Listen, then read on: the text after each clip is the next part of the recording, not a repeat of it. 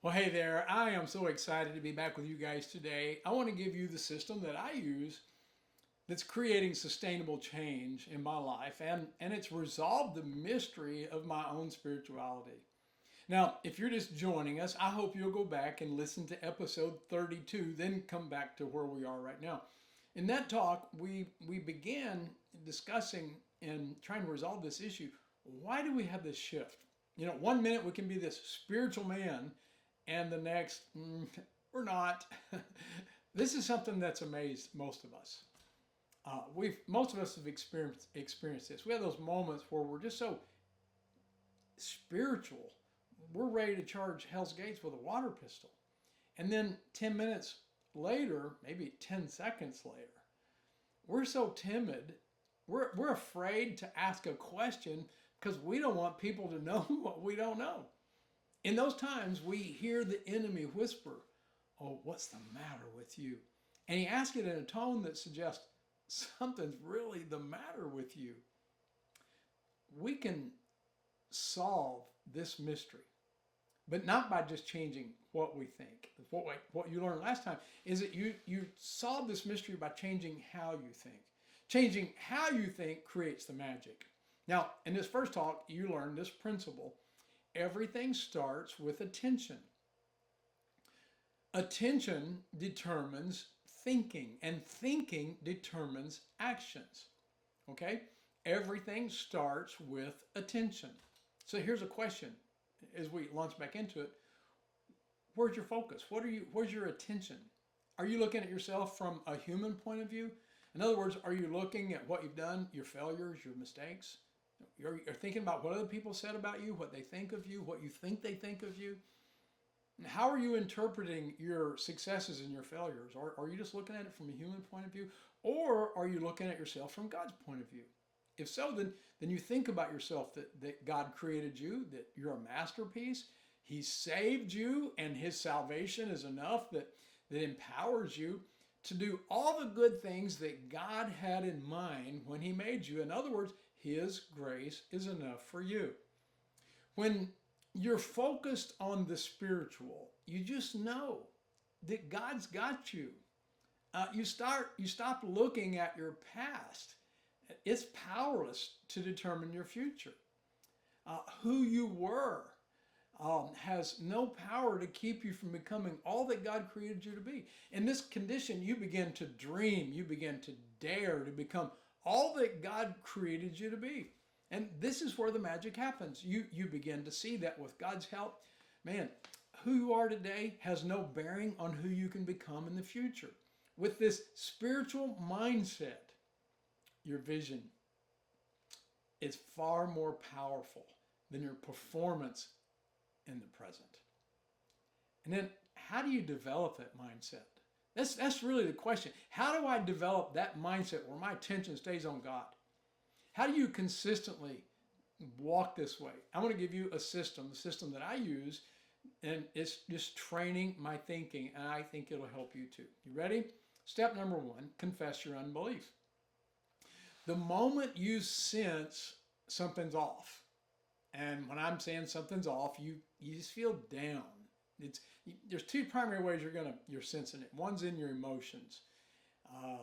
You feel discouragement. You might feel irritated. You might be anxious. You can feel anger, jealousy, depression.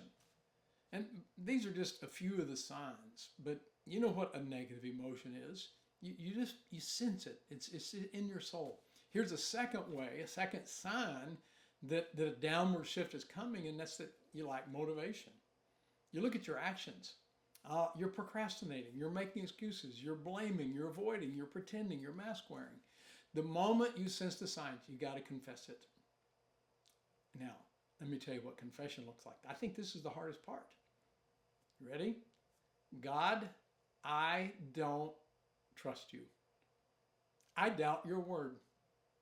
Now, I know we don't like admitting unbelief. It just feels so wrong. It feels like we're blaming God. But it's actually the truth in what you think. What we'd rather do is say, God, it's not you. I just doubt myself. And that sounds spiritual, but what it is, it's really denial. Can I just push back on that thought just for a minute? Are you paying attention? Do I have your attention here? Didn't God say, my grace is enough for you? Didn't he say, my power works best in your weakness? So guess what? The problem isn't you. It's not that you're trusting God and it's not working. Is you're not trusting God because you think it won't work. The problem is your unbelief. You don't believe that God's grace makes you enough. So let's go back to this step. Let's try it again. Lord, I don't believe that your grace is enough for me. I don't trust you. I'm not going to rely on you because if I do, I think I'll fail. Now, I know some of you prayed like this: Lord, forgive my unbelief. I know your grace is enough. And you might have even prayed, Lord, I'm so weak, I'm so undisciplined, I'm so uncommitted, I'm so lazy. But gosh, that's just not the truth.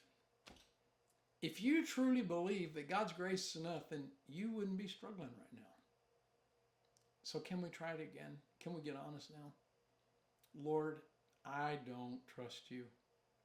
I don't believe that your grace is enough for me. I think if I rely on you, God, I'm so afraid that I'll still fail. If you just prayed that, now you've got your attention where it belongs. You're getting there, and you're ready for step 2. Step 2, declare the truth.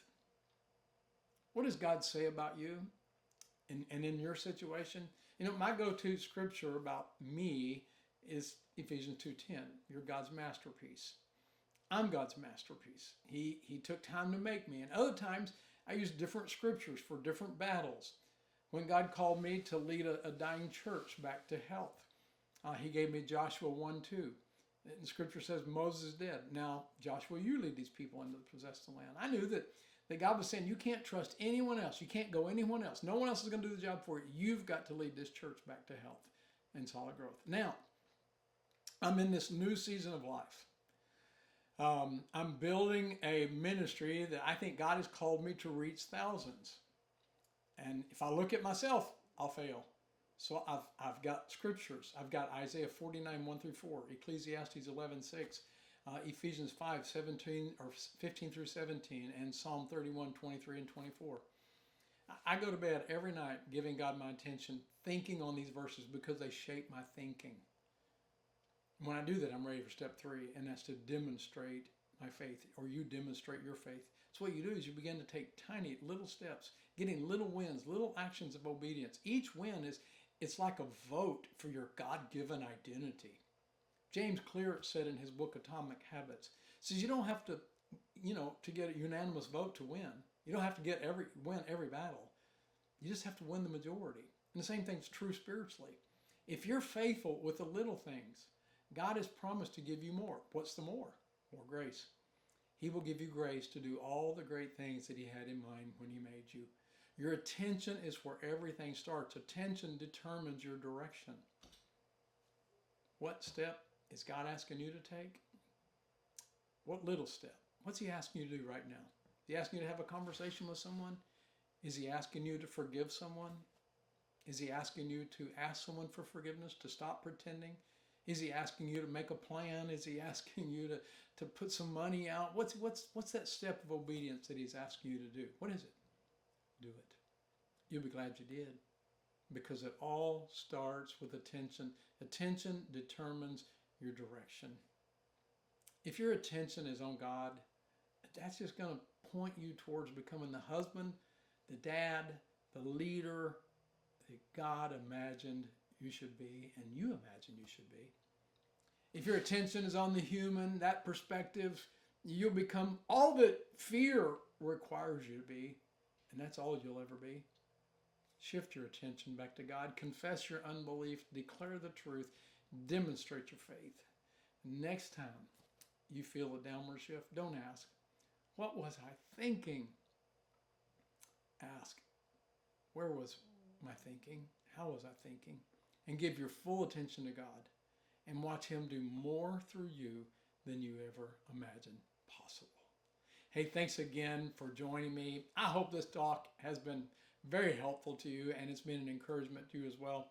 If it has, please share it with someone who needs it. And don't forget, sign up for my newsletter.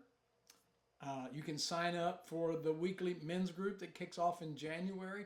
The links for both of those are in the show notes. My name is Craig Walker. Until next time, may the Lord help you to live that life that you were created to love.